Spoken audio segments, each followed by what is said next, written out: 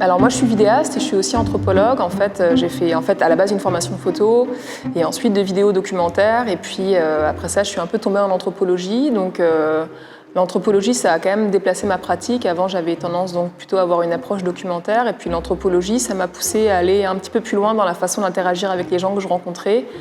Donc dans l'espace d'échange que j'ai initié avec les participants du projet, je les ai amenés un peu en fait à me décrire des paysages intérieurs.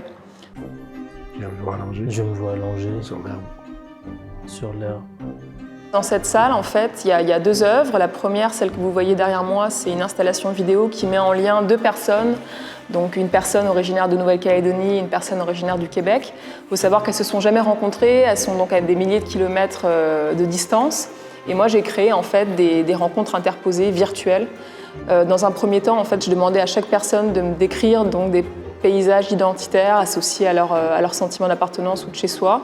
Donc finalement, c'est des paysages qui sont plus ressentis que descriptifs, donc on est vraiment dans leur intériorité.